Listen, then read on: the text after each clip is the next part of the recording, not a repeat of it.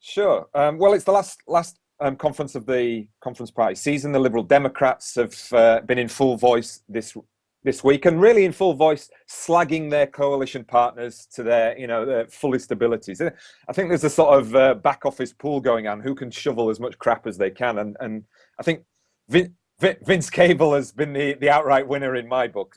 That's for sure. I mean, this is obviously a method of trying to differentiate themselves from the Tories with the election coming up, and they're reminding the electorate of the policies that the Tories essentially nicked.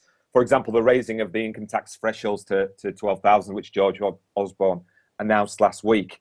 That was a policy that was originally a LibDem policy. So they're trying to remind folks out there about that. So, in a sense, there's a sort of paradox going on here, where the Lib Dems are slagging off the Tories, but trying to retain the notion that the coalition is, a political and economic necessity, and always was a good idea.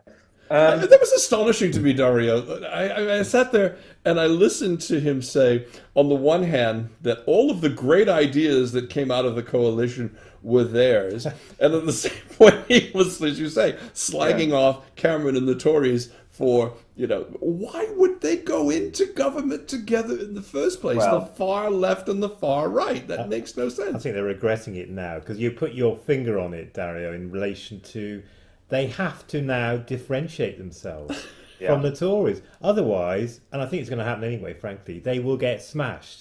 Well, I think that their poll ratings are in the toilet. But having said that, I think this is going to be another massive flip flop after the election, because if they have the chance to go back in with the Tories, I think that they will definitely want to do that rather than go in with Labour.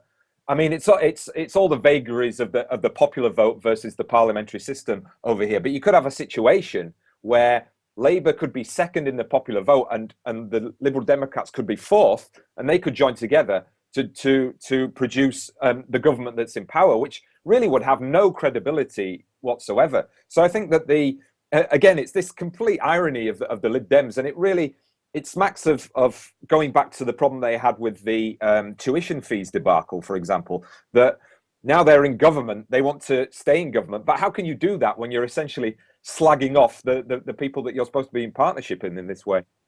Just crazy. I mean, and the, aside from tuition fees, you've also got, the issues of what they've done to the NHS, about all the privatization of all the way back to the post office, Royal Mail, and everything else in between. And you sit there and you think, where have the voters been? Are they really just going to let them continue to sell off all the assets of the state and move forward? And for the Lib Dems, that's a massive problem. I mean, they are effectively shackled to a pretty right-wing agenda, Well, absolutely. They were left-wing. I mean, they positioned themselves as on the left before the last general election, and now they're kind of moving again more towards the right to try and get these what have been named, I don't even know if they exist, as soft right-wing voters, because all the people who voted for them who were Labour in the last general election have deserted because, obviously they've been in bed with the Tories.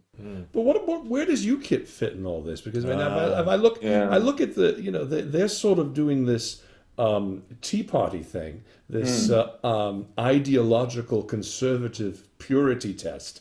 And they seem to be gaining traction. I know in this part of the country, the more rural parts of the country, that there are there's a lot of UKIP strength, but is there enough strength and would they end up in coalition with the Tories as the last resort?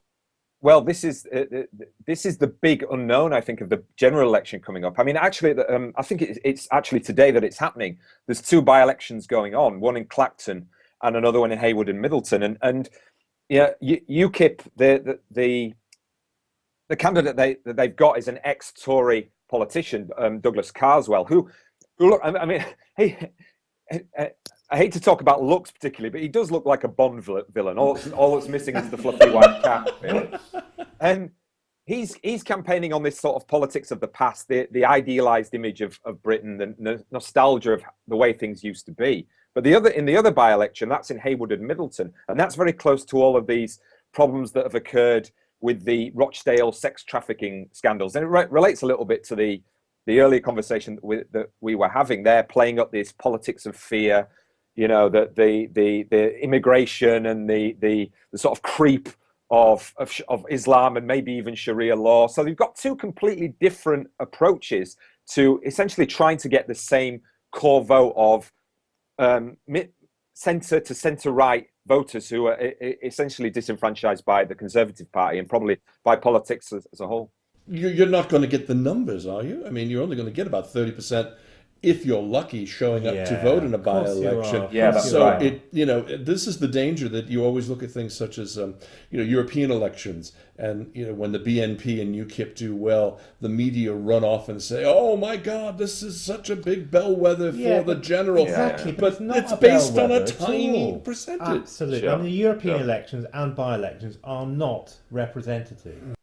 The thing is, I think that nobody knows. I don't think anybody really knows how much the sort of swing towards UKIP is going to translate into the general election. And I think all three of the main parties, as they were, are really worried about this.